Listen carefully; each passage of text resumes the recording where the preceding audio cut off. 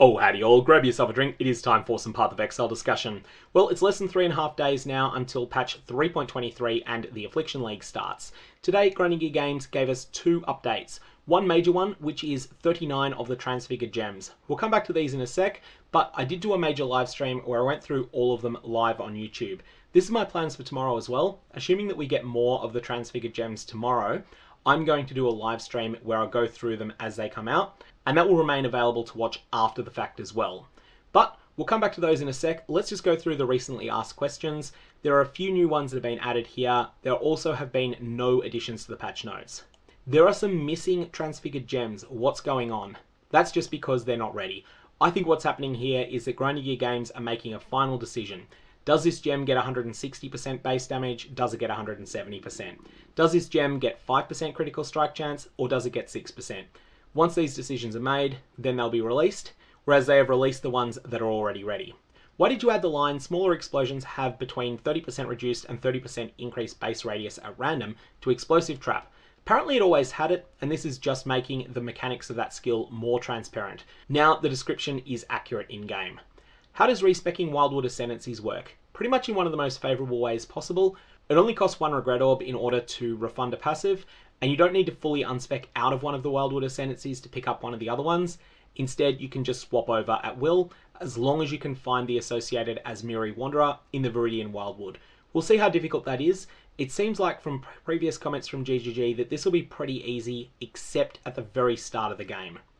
What happens if the target dies when Penance Brand is attached, such as if the target dies to a proliferated ignite before the brand reaches max energy? Now the short version here is that the Penance Brand that's attached loses its charge and falls to the ground, and then it can latch onto another enemy and start charging up again. The key thing here is that the energy is stored on the target and not on the brand, so if the brand falls off, it needs to start all over again from zero energy. How do transfigured skills interact with microtransactions that modify the graphics or sound effects associated with a skill?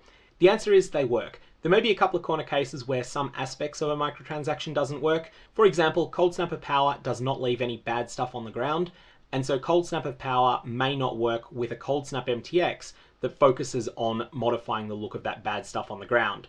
But in general, it should work with the transfigured version of the skill. How much damage does Raise Zombie of Falling's impact attack deal? How does this interact with Mon'tregul's Grasp and other effects that might reduce the maximum number of zombies you can summon? To answer the first question, 2.5 times the damage of a regular zombie melee attack. To answer the second, your zombie limit doesn't matter unless it is equal to or below 0, and to the best of my knowledge, the only way you can make it 0 at the moment is by using 2 copies of Mon'tregul's Grasp. So maybe don't do that. What's up with the combat-focused duels? Are they still in the game? They're still accessible via the same means, which is via vendor recipes. That's it for the FAQ. What I want to do now is go through just a couple of the highlights of the Transfigured Gems. But if you've got a bit longer and you want to discuss all 39 of them, then there'll be a link down in the description below and in the bottom left corner of your screen in the last 20 seconds of this video to a past live stream where I did discuss all of these in some detail. Of note, because that was my first glance at these gems, there were a couple of mistakes in there, and probably the most significant of them was Blade Trap of Greatswords. I did not see the line cooldown time 8 seconds 3 uses.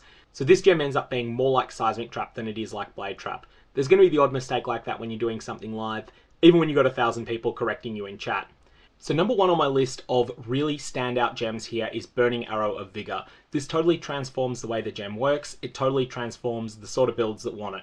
You don't put this onto an existing Burning Arrow build and expect it to work well. It's going to do 1/3 of the damage unless you've got quite a lot of life on your character. However, if you are willing to stack life, then this is going to pay you off for it, and you're then going to want to use a very different type of weapon than a normal Burning Arrow build would use. 10 out of 10 design here. I don't think this is going to be solved quickly, but I do think there's some power there. The numbers on it look good. Secondly is Consecrated Path of Endurance. This is something that functions a lot like Consecrated Path. It has a major drawback. It gains a 2-second cooldown. This can be bypassed by spending an endurance charge. It also deals less damage than baseline Consecrated Path. In exchange for this though, it grants the tremendous boost of 10% more attack damage and 10% more area of effect per endurance charge on your character. So if you can generally have 8 to 10 endurance charges on your character when you're mapping, this is going to much more than make up for the lower damage that you're dealing, and as long as you've got that endurance charge income that's necessary to counterbalance the expenditure, this is looking really good. Next, I want to call out a lot of lightning skills. I'm going to put these all into one group.